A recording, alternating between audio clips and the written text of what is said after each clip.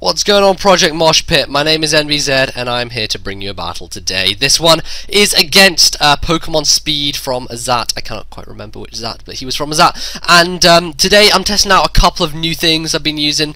The most potent of them all is this Lucario, which is going to be cool. I'm kind of using two unreleased Dreamworld abilities, at least I believe they're unreleased currently. I'm using Magic Guard Alakazam and I'm using Justified Lucario. Don't really know whether those guys are released yet, but hey, I'm using them and you know, it should be fun. But he's got kind of a standard-ish team, Empoleon thrown on there, I guess, and he has a Swampert, which would be easy to take down if I hadn't got rid of Energy Ball on my Alakazam just before this match started. But hey, them's the breaks, and that's what happens. Anyway, let's not waste any more time, let's just get straight into the game, and yeah, let's see what goes on. Alrighty, so I'm going to lead off with my Lucario here, and I believe that he was going to lead off with T-Tar, mainly because his team is very Sandstorm based. I thought he'd just want to get sand up from the get-go, so I start off with Lucario, actually leads with a Scizor, and I don't want to stay on this thing. It could be Life Orb, it could be Choice Band, it could be Scarfed. If it is Scarfed, he's going to outspeed me and superpower me, which I don't want to take, so I'm going to go out to Vaporeon. It is a bold, max defense Vaporeon, so I should be able to take any kind of physical hit pretty nicely, but he's going to switch as well. So obviously he was afraid of my Lucario, which is good knowledge for later on, and I can kind of use that against him perhaps, you know, in the coming turns. But he's going to bring in Swampert, which I can't do anything to with Vaporeon, so I'm going to go out to Shuckle, Nubs version 3, which unfortunately isn't going to do much this game. Unfortunately, he's going to flinch me with one Waterfall after setting up a Stealth Rock. I brought in Nubs because, you know, I knew he was going to set up a Stealth Rock, didn't want to have that as an issue later on bringing Shuckle in, but I know I can live another Waterfall because I'm Shuckle. Look at me, I live with 5. Look at that. I'm going to rest it all off. So Shuckle is kind of just sitting there asleep fodder now. I mean, it's not even sleep fodder because I put myself to sleep, and even if he does have another sleep powder move on his team, then he can use that anyway because, you know, I'm the one who's put myself to sleep anyway. But that is besides the point. So I'm going to switch out Shuckle, knowing that I can't do anything to this Swampert anymore. I'm just going to go to Vaporeon. I know that I can take a Waterfall if he does want to go for it again, and I'm pretty sure that he would go for it because it's a solid 3-hit KO on Shuckle anyway.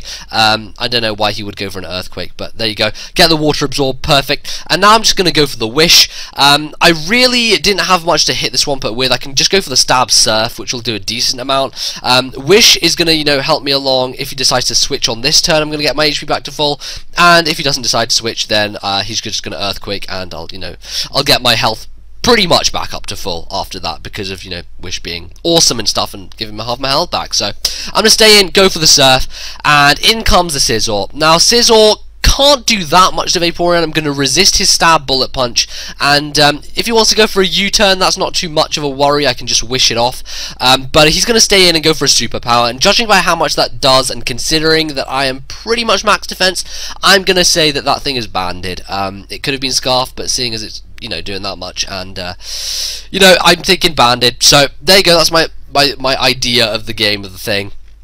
And I really have no reason to switch out here. I'm going to stay and I believe go for the Wish on this turn as he brings in Empoleon. Now Empoleon is a kind of a weird switch into Vaporeon.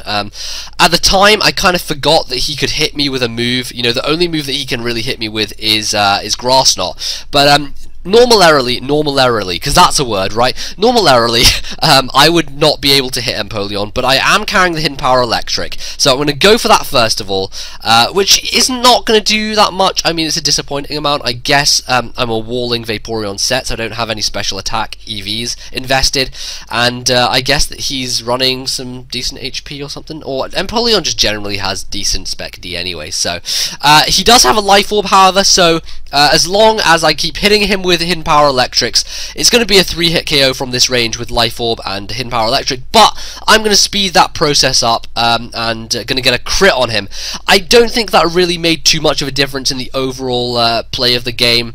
I mean, Grass Knot's going to deal a nice amount here, but at this point another Hidden Power would have taken him down to that range anyway, and you know, I would have been able to kill him off you know, by that time. But at this point, I know Life Orb's going to kill him eventually, and I kind of want to save Vaporeon for death fodder later. Landorus is a big threat, and I know that if I can use Vaporeon as death fodder on Landorus, I can bring in something else to revenge kill that, perhaps. So I'm going to go to Alakazam, called mid-game. It has a mid-game sash, it is focus sash, but I'm going to go to it to take the hit and get the wish back up, because I'm not going to take the damage from Stealth Rock, and my focus sash is going to be preserved. So his Empoleon's going to die, but I'm also going to keep my Alakazam at full health and keep that focus sash. Now, he's going to make an interesting switch here. He's going to go into T-Tar, and I was kind of thinking he might be Scarfed at this point, because why else would you bring it in on an Alakazam unless you were Scarfed?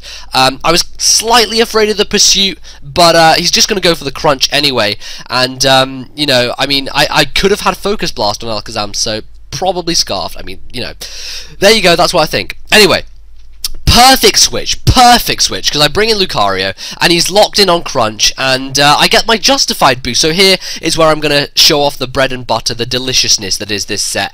I am a sub-punch Lucario, one of my favorite Lucario sets. I came up with this with Ferris the other night, and it really just does real work this game, not gonna lie. So +1 focus punch is gonna almost take out a Swampert clean, which you know, anything that can almost take out a Swampert clean, you know, that's playing with some power right there. So I'm going to, I believe, go for the extreme speed just to finish him off. I don't want to set up a sub again. He may have Roar, but then again, if he did have Roar, he probably would have gone for it the previous turn, so Earthquake is probably his move of choice. Don't want to take the risk, don't want to lose more HP unnecessarily, so I'm gonna, you know, just go for the extreme speed and kill him. So in comes T-Tar. This thing is still a pain. I know he's Scarfed. I'm gonna go out to Shuckle. Basically as death fodder here. I mean, there wasn't too much else Shuckle was going to do this match. It's slightly frustrating because this was a new Shuckle set I wanted to test, and it didn't really get to do much. It's just kind of fallen asleep here.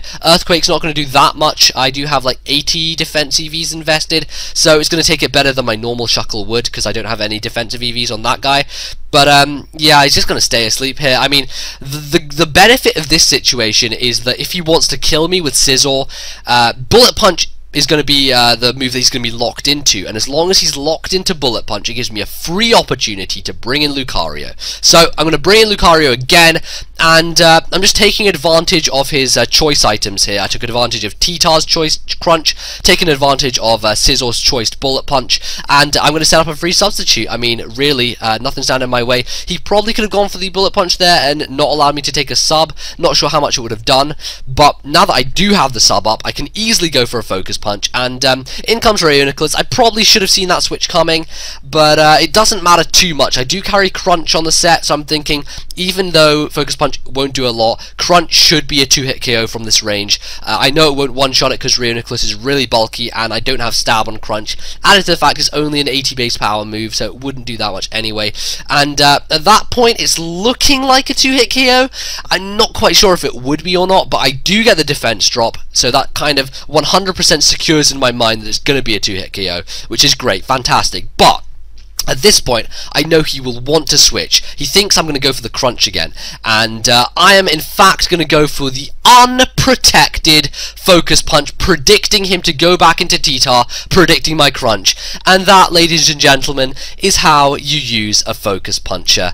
I've only done it a handful of times, unprotected Focus Punch, but when you do predict it, and you go for it without a sub up, and you get it right, that is a feeling you cannot imagine. Such a good feeling. So T-Tar is out the way, thank God, the thing is finally dead, and he's going to go into Landorus. Now this is the point at which I said earlier I wanted Vaporeon as death fodder, so Vaporeon now is going to be that death fodder, going to come in on the Landorus and is going to take the Focus Blast. So I'm guessing it's not a standard Landorus, it's looking to be a more specially offensive one, as opposed to, you know, the physical set. He may even be mixed, but I'm not going to get a chance to see his set, because Alakazam can come in cleanly, and I'm actually going to outspeed and Hidden Power Ice him. Now, the one benefit of me getting rid of Energy Ball on this Alakazam was that I gave it Hidden Power Ice instead, and for one situation where Energy Ball isn't going to help me, you know, Hidden Power Ice will. So I actually do outspeed him, take him out, which is beautiful. I still have my Focus Sash intact, which is, you know, that's very, very useful because he does have Scizor left, and a Bullet Punch with Choice Band would easily take out Alakazam from that range if I didn't have a Sash. So, gonna go into Rayuniclus. I guess at this point he he just thought he could live a hit. I'm not really sure why he went into that first. Sizzle seemed the more appropriate choice. But he's going to go into Sizzle now, bullet punch me, and of course I do have the focus sash still. So I'm going to live that hit, smack him right back with a charge beam, and that is going to be the game. I'm going to take out his Sizzle. I believe that is his last. And yeah, I managed to finish that game off. I can't remember what the score was, but there you go. Lucario is, I mean, I used to always love running Swords Dance, Extreme Speed, Crunch, Lucario back and forth gen. But you know, certain things work with Sub Punch. Heracross is one of those things. I've used Heracross with Sub Punch before, but man, Lucario with Sub Punch and Extreme Speed, that's a really nice combo. Definitely enjoyed using it. Unfortunately, didn't get to use Leiron in this match. Leiron really only useful for setting up Stealth Rocks and stuff, but you know, he was there just in case I needed him in the dire times if I did need him. I mean, I could have used him against Sizzle on the Choice Banded Bullet Punch, obviously, and that would have been an alternative way for me to take out the Sizzle. But there you go. That is going to be the game. Thanks very much for watching, guys. I hope you enjoyed my first upload to this channel. If you'd like to see more from me, then my link will be in the description, youtube.com/emperorznb, and you just check me out. And if you did enjoy the video, leave a like. It's going to help the channel grow, and hopefully spread the Pokemon word, spread the gospel. Alright, I'll see you guys next time. Peace.